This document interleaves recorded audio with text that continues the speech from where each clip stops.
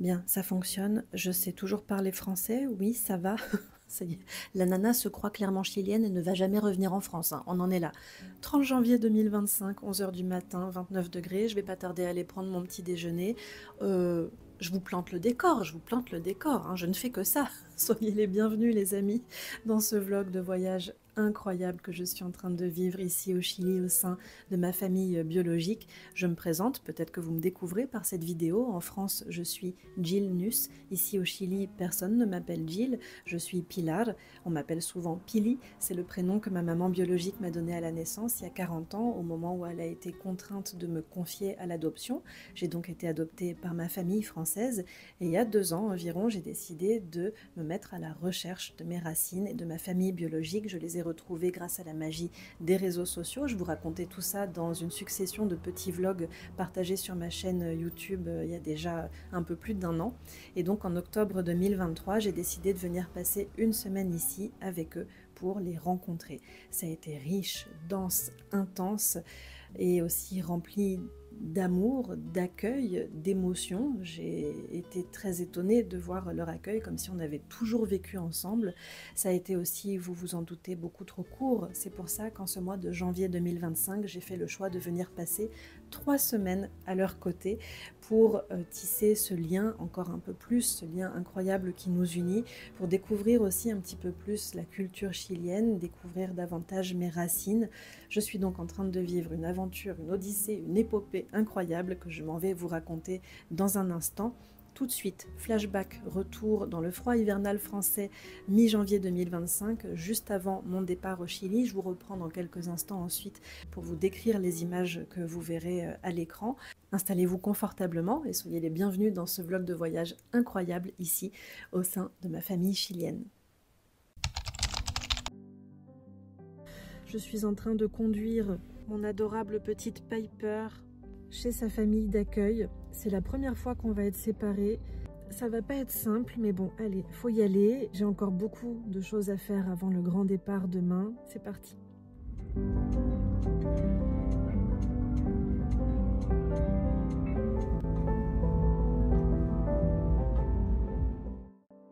Et voilà, je suis de retour à la maison, j'ai déposé Piper dans sa famille d'accueil, j'ai bien évidemment versé ma petite larme, ça n'a pas été facile du tout.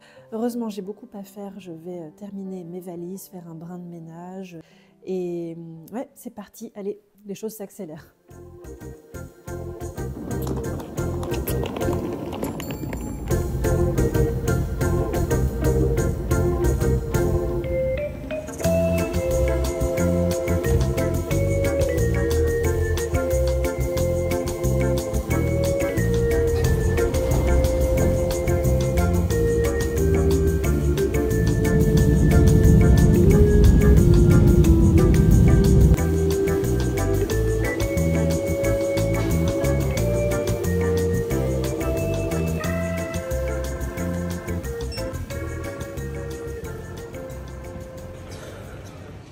Un coucou, je tente un enregistrement alors que je viens de m'installer. Il est plus de 23 h, on va pas tarder à décoller.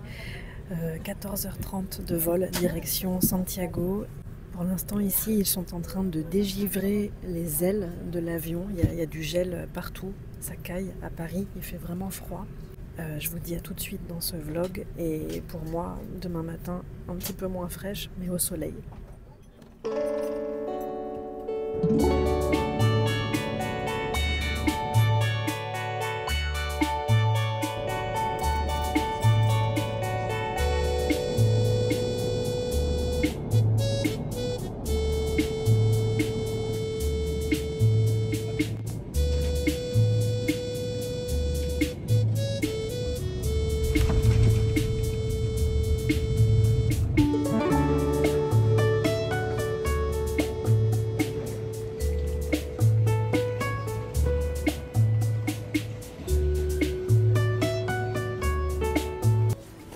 Coucou, ça y est, me voici à l'aéroport de Santiago après 14h30 de vol.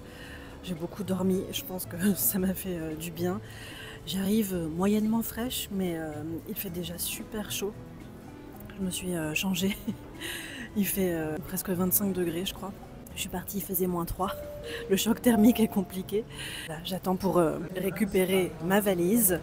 Et ma grande sœur, l'une de mes grandes sœurs m'a dit qu'elle m'attendait déjà de l'autre côté. Là. Donc c'est pas la même émotion que la première fois l'an dernier, lors de notre rencontre, pour la première fois de notre vie. Mais ouais, c'est très différent. Et en même temps, je suis toute fébrile. Bon, ben voilà, c'est parti.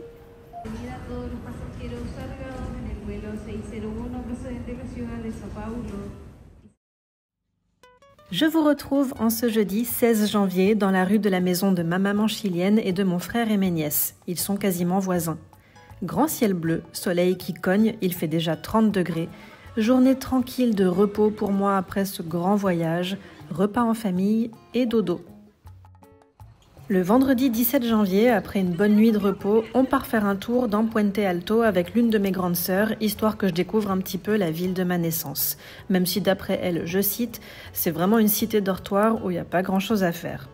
Ensuite, on a pris un bus, et d'ailleurs, fun fact, le bouton pour demander l'arrêt au chauffeur fonctionnait pas. Il a donc installé un poulet pouet-pouet. On a vachement rigolé avec ma sœur. Franchement, ça fonctionne plutôt bien. Allez hop, direction Pirque, non loin de Puente Alto, pour essayer de prendre un rendez-vous pour faire ma carte d'identité chilienne.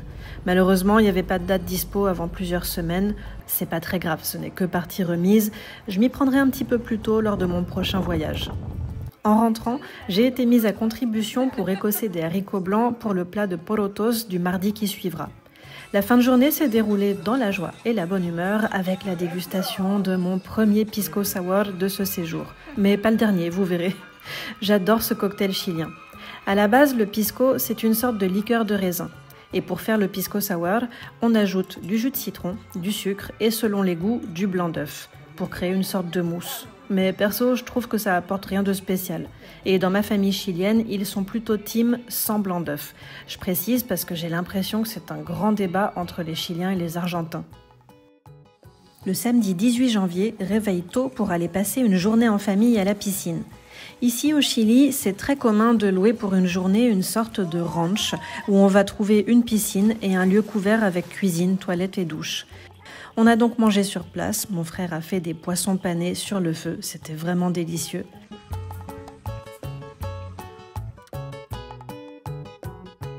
Et en rentrant, hop, on s'est remis à table avec des choripanes. C'est tout simplement du pain et de la saucisse, un sandwich très commun au Chili. C'est tout con, mais j'adore. Le dimanche 19, comme tous les dimanches, il y avait ce qu'on appelle une feria. C'est comme ça qu'on appelle les marchés ici, devant la maison de ma maman. J'ai donc fait un petit tour là-bas avec l'une de mes grandes sœurs qui avait besoin d'acheter des médicaments. Ouais, ici en toute détente, tu peux avoir ton stand et vendre des médocs. Je lui ai dit qu'en France, c'était un truc totalement illégal de faire ça. Elle m'a répondu qu'en fait, ici au Chili aussi, mais que les lois... Bon, bref, j'ai compris. Retour à la maison pour cuisiner une délicieuse cazuela de ave. C'est une sorte de pot-au-feu avec de la volaille, du riz, des légumes et surtout des épis de maïs en accompagnement. C'est délicieux. Ah ouais, je fais une petite pause. Vous allez me voir manger pas mal de choses qu'en France, on mangerait plutôt en plein hiver. Bah ici au Chili, c'est l'inverse. Exit les salades composées bien fraîches. Non, quand il fait 38 degrés, on mange plutôt des soupes et des pot-au-feu. Lundi 20, direction Santiago, la capitale, pour la journée avec l'une de mes grandes sœurs et l'une de mes nièces. C'est chouette parce que le terminus du métro va jusqu'à Puente Alto, non loin de la maison de ma grande sœur. Alors j'ai halluciné sur la propreté du métro. Ici, c'est pas Paris, hein. Pas d'odeur d'urine, pas de rats. Après une bonne quinzaine de stations, on a fait une grande promenade au Cerro Santa Lucia. Les cerros sont des collines qui habitent beaucoup d'arbres et de verdure et de points de vue sur Santiago. Le plus connu étant le Cerro San Cristobal, où monte un funiculaire et où trône fièrement une grande statue de la Sainte Vierge. Mais comme j'étais déjà allée en 2014 avec mon papa, j'avais envie de voir un nouveau lieu cette fois-ci. On a donc crapahuté dans les nombreuses marches qui nous ont menés jusqu'au sommet pour admirer la ville. Ensuite, on est redescendu pour déambuler dans le quartier du Mavi, le musée des arts visuels de Santiago, que nous avons traversé avant de nous rendre à la fameuse tour Sky Costanera, la plus haute tour d'Amérique du Sud. En son sein, un immense centre commercial, le plus grand du Chili. C'est vraiment immense, hein, j'insiste, nos centres commerciaux font tout petit à côté. Une fois là-bas, on ne pouvait pas ne pas aller faire un tour dans le ciel pour admirer la vue imprenable sur Santiago. En plus, ce jour-là, coup de chance, il n'y avait pas de pollution, ce qui est, paraît-il, assez rare ici. Petite halte pour notre photo souvenir et hop, on est redescendu pour déjeuner. Alors là aussi, en bonne ermite que je suis, je ne sais pas si ça existe en France, mais à ma connaissance, non. Ici, au Chili, on trouve pas mal d'endroits où tous les fast-foods sont réunis sur les contours d'une immense place. Et au centre de celle-ci, il y a des centaines de chaises et de tables où s'installer pour manger. Franchement, c'est hyper impressionnant quand on est au centre d'un tel endroit. Bon, là, bien sûr, je me suis commandé un completo, le sandwich chilien par excellence. Au fait, c'est juste un hot dog froid avec de l'avocat, des tomates et les sauces de votre choix. Il y a des variantes, perso, c'est comme ça que je le préfère. Et dans ce cas, il s'appelle un completo italiano. Là aussi, au fait, c'est tout con, mais j'adore ça. Après ce copieux repas, on a repris le métro direction le centre commercial de Tobalaba, qui abrite essentiellement des boutiques d'artisans chiliens. C'est un lieu avec une ambiance très très chic que j'ai vraiment beaucoup aimé. Mardi 21, journée beaucoup plus calme parce qu'à partir de demain, vous allez voir, tout s'accélère. J'ai découvert une nouvelle recette préparée avec amour par Mama, avec les haricots écossais le vendredi. Vous vous souvenez, ça va, vous suivez toujours. Et ça s'appelle des porotos con mazamorra y zapallo camote. En gros, c'est une sorte de ragoût de haricots blancs avec du maïs et de la courge. Et comme tous les plats préparés par Mama, c'est super bon. Mercredi 22 janvier, sur un coup de tête, alors que c'était vraiment pas prévu, ma grande sœur qui vit dans le sud me propose de l'accompagner plusieurs jours chez elle afin que je découvre son univers et celui de son petit mari décédé il y a quelques semaines. Même si je ne l'avais rencontré qu'une fois l'an dernier, c'est un homme que j'appréciais beaucoup, mon beau-frère. Ici, au Chili, il faut savoir qu'il n'y a quasiment aucun train.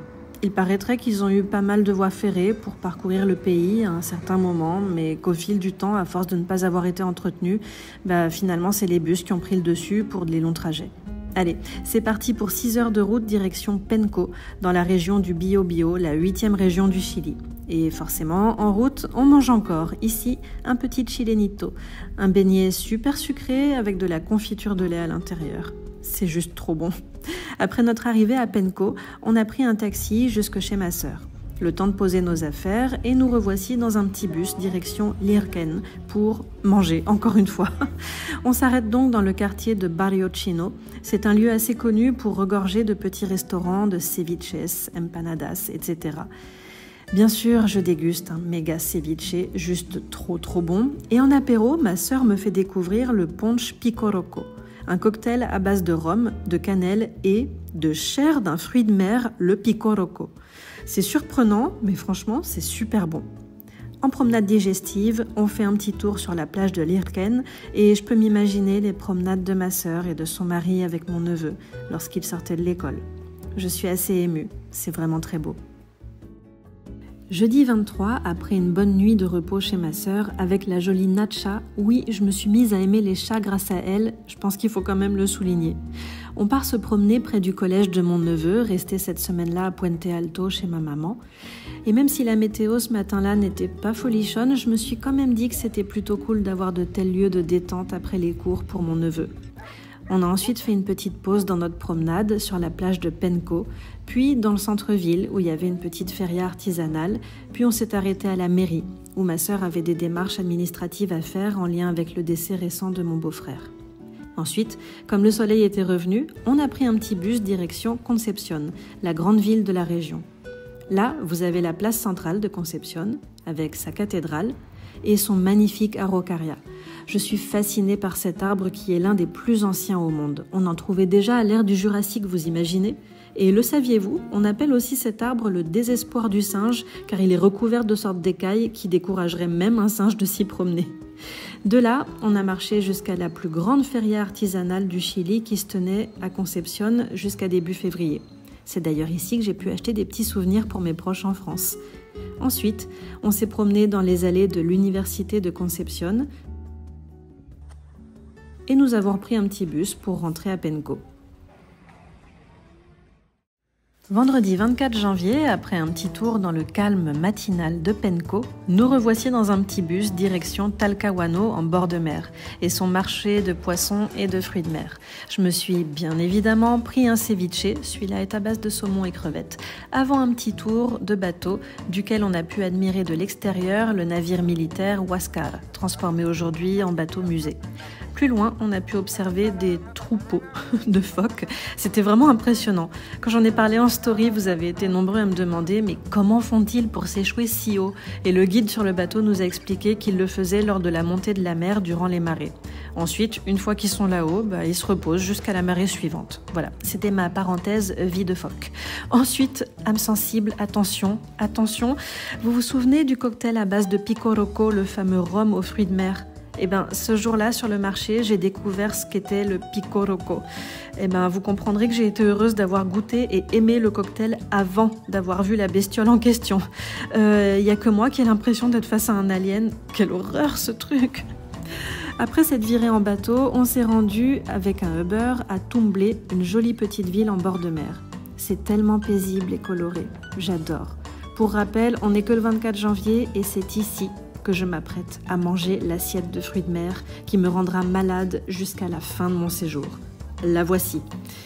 Ensuite, on s'est posé sur la plage. Là, je fais ma maline, mais l'eau du Pacifique est totalement glacée. En parlant de glace, on s'est pris une petite glace italienne en repartant de Tumbler. On a repris un Uber jusqu'à Talcahuano, puis un train direction Concepción, où on a fait une promenade dans un petit parc, le parc des dinosaures. Puis hop, encore un bus pour retourner à Penco, où on a fait un tour de gondole, oui. Alors on a beaucoup rigolé avec ma sœur parce que, on est d'accord, cet homme ne parle pas italien.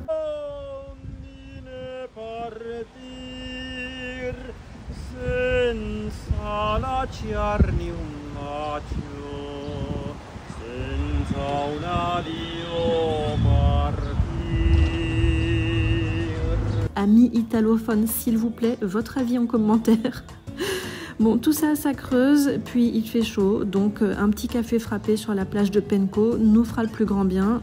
Non, en réalité, je vous rappelle que suite à l'énorme assiette de fruits de mer mal digérée dans l'estomac, on n'aurait peut-être pas dû faire ça.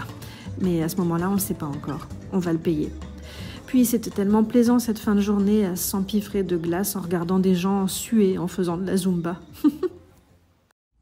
Samedi 25 janvier, après quelques discussions avec ma sœur et une nouvelle réservation de billets de car, on décide de reprendre la route direction Villarrica, encore plus au sud pour que je rencontre mon cousin et son épouse. Et 6 heures de bus plus tard, nous voici devant le lac Villarrica et son magnifique volcan du même nom. Là, on s'est promené dans une nouvelle grande feria artisanale où mon cousin qui travaille le bois tenait un stand. La rencontre fut assez brève, mais on savait qu'on allait se revoir le soir chez lui. Ensuite, allez savoir pourquoi, mais on n'avait pas super envie de manger, alors une fois n'est pas coutume, on s'est rabattu sur une petite salade.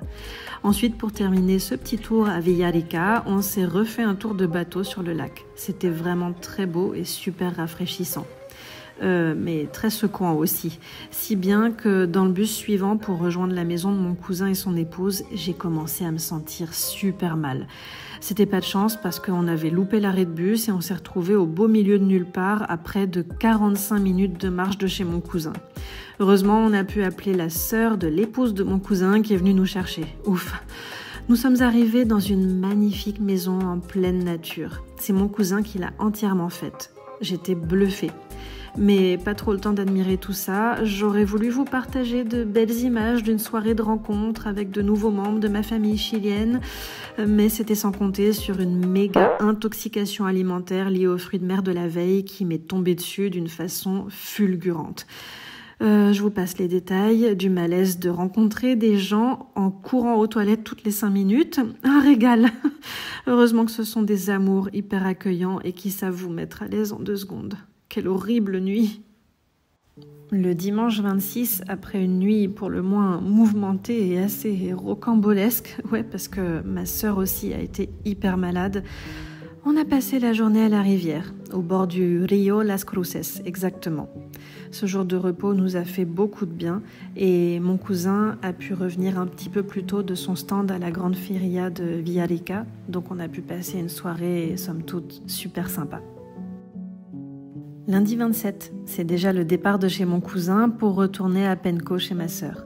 On a attendu un bus qui n'est jamais arrivé. C'est courant ici. En fait, ce sont ce que l'on appelle des taxibus. Il n'y a pas vraiment d'arrêt. Si tu vois un petit bus, faut faire signe, c'est tout. Du coup, heureusement qu'une amie de mon cousin passait par là, elle nous a embarqués pour qu'on aille prendre notre car à Villarrica. Heureusement, c'était pas trop loin, parce que niveau confort, assise dans la voiture, comment vous dire.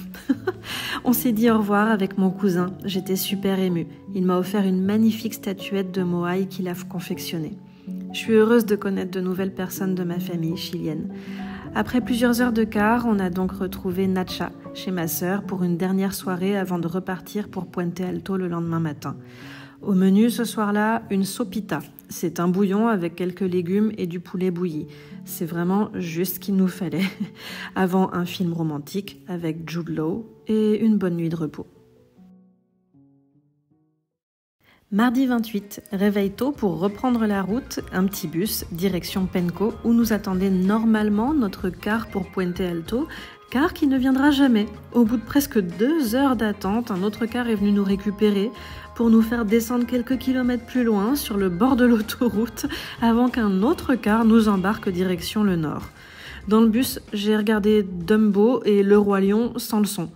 Ça m'a donné vraiment envie de voir ces films, mais avec le son. Plongée dans mon film et ma sœur dans son sommeil, on n'a pas fait gaffe que le car ne s'était jamais arrêté à Puente Alto. On s'est retrouvés à Santiago, à la station centrale, à devoir prendre un Uber dans lequel il faisait environ 87 degrés pour repartir vers Puente Alto. Waouh, je peux vous dire que j'ai béni le petit repas léger préparé avec amour par maman à notre arrivée. Quelle journée! Mercredi 29 janvier, après une nuit de sommeil profond, vous vous en doutez, c'était jour de repos et de repas chilien vraiment typique en été. Un pastel de choclos, c'est un plat fait de pâte de maïs qu'on vient déposer sur un mélange de viande hachée, de morceaux de poulet, d'olives et d'œufs durs. C'est servi dans des petits plats qu'on appelle des paellas. Avec une salade chilienne, ça aussi c'est typique, ce sont juste des tomates et des oignons blancs, ça paraît tout bête comme ça, mais je sais pas comment ils la préparent, c'est super bon. Et du melon tuna, c'est le nom du melon vert ici au Chili. Le jeudi 30, avec Mama, nous avons préparé un cola de mono pour le barbecue du soir. C'est un cocktail que j'adore, je vous en ai d'ailleurs fait une petite capsule vidéo sur Instagram, je vous la repartage ici. Coucou, en ce moment je suis dans ma famille au Chili et aujourd'hui on prépare avec ma maman chilienne du cola de mono, un cocktail que j'adore. On commence par faire une infusion de clous de girofle et de cannelle. Attendez que l'eau soit bien colorée, ça sent trop bon. Dans un grand récipient, on va verser du lait entier, bon ici 3 litres, on est une famille nombreuse. Ensuite, on filtre l'infusion de cannelle et de clous de girofle qu'on incorpore au lait froid. Puis du sucre, ici une bonne tasse pour commencer, bon j'avoue on finira par en mettre 2, c'était pas assez sucré. Ensuite, du café soluble, on ne s'arrête surtout pas de mélanger. Et hop, une petite touche d'extrait de vanille. Et là, le cocktail est prêt pour les sans alcool. Ici, c'est pour les enfants ce soir. Pour finir, on incorpore l'ingrédient principal du cola de mono, l'aguardiente, une liqueur chilienne à base de raisin et de sucre de canne. Ça se déguste super frais et traditionnellement ici au Chili pour les fêtes de fin d'année. Régalez-vous, besitos! Ensuite, Mama a préparé la marinade des viandes pour le barbecue et la soirée en famille est arrivée. C'était vraiment un chouette moment. Comme vous pouvez le voir, mon frère ne loupe jamais une occasion de s'amuser ou de faire le pitre.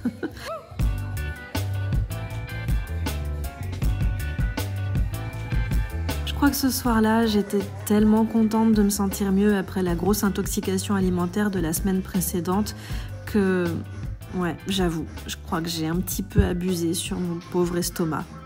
Je vous raconte le lendemain. Vendredi 31, je confirme, au fait mon bide était encore bien fragile. J'ai ressombré dans de terribles douleurs et j'ai même dû être hospitalisée toute l'après-midi. Un régal. Heureusement, à 2 rues de chez ma maman, il y a un petit centre médical qui a pu m'accueillir donc toute l'après-midi et me mettre sous perfusion pour me réhydrater et me donner des antibiotiques. j'ai adoré cette journée. Samedi 1er février, après une bonne nuit de repos, maman s'est bien occupée de moi en me préparant des aliments très simples et légers afin que je puisse me préparer pour le long voyage de retour en France qui m'attendait 2 jours plus tard. Le soir, je me sentais mieux, donc mon frère nous a embarqués, ses filles et moi, admirer les étoiles au bord de l'eau. C'était un spectacle somptueux, un moment magique que je ne suis pas prête d'oublier.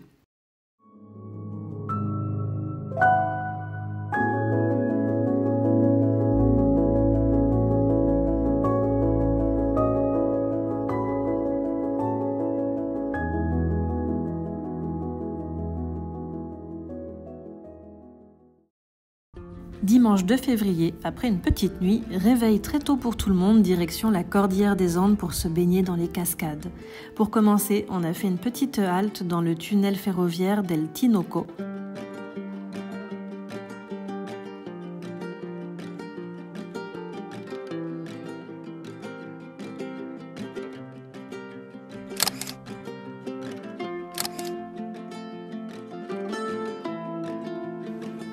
Puis une autre halte au bord de l'eau pour faire quelques photos.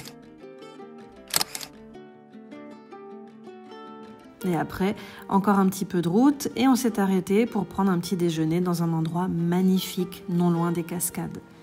Il fait vraiment très sec à cette époque et on a dû encore rouler un petit peu pour essayer de trouver un lieu où il y avait des petites piscines naturelles où se baigner. Ce fut une magnifique journée auprès de ma famille chilienne et entourée de ces montagnes impressionnantes. Une journée aussi où j'ai littéralement oublié de mettre de la crème solaire pour le plus grand plaisir de mes épaules qui allaient porter mes 2 sacs à dos à l'aéroport le surlendemain. En rentrant, on s'est arrêté à la Maison du Chocolat où on a tous été d'accord qu'il n'y avait vraiment rien de fou à cet endroit et c'est essentiellement en fait un nid à touristes. Ceci dit, c'est mignon. Et pour finir notre journée, on a fait un petit tour à la feria artisanale de San José avant de revenir à Puente Alto pour une soirée de completos, vous le savez, mon sandwich chilien préféré, sauf pour moi, toujours au riz blanc et au poulet bouilli. Ouais, la loose totale. Lundi 3 février, dernier jour ici. Et à part ce petit déjeuner super light, j'ai rien filmé parce que je faisais mes valises et je me suis dit que c'était pas très intéressant. Le soir, toute la famille s'est réunie autour d'un apéritif dînatoire et d'une forêt noire. Et prise dans l'émotion des au revoir à celles et ceux que je reverrai pas le lendemain, j'ai pas filmé. Là, vous avez juste ma petite tête en fin de soirée, hyper émue.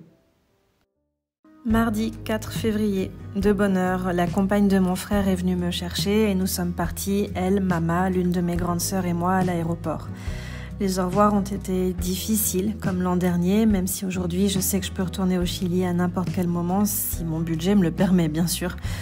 Dans l'avion, j'ai tout de suite été replongée dans le bain français avec mon premier repas français depuis plus de 3 semaines. J'ai tenté de commencer l'écriture de ce vlog, mais c'était encore bien trop tôt. J'ai pas réussi. J'ai pleuré, beaucoup.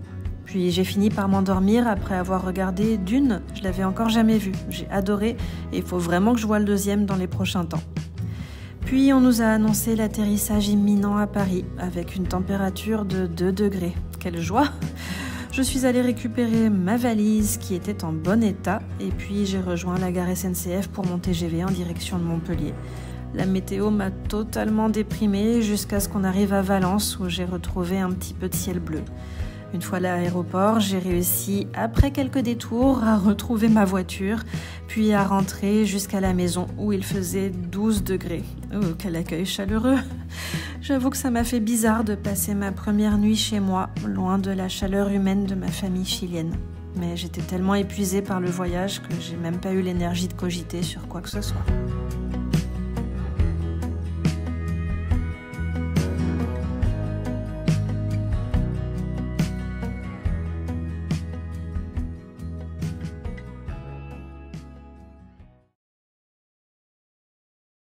Jeudi 6 février, après une nuit de 15 heures. Oui, 15 heures. Bon, comme j'avais prévu d'aller chercher Piper le vendredi, j'ai décidé ce jour-là de prendre soin de moi et de me faire plaisir, pourquoi pas, en m'offrant un nouveau petit fauteuil qu'une voisine vendait. Ça m'a permis de mieux profiter de mon petit feu de cheminée et d'une soirée tranquille avant les grandes retrouvailles avec Madame Piper le lendemain.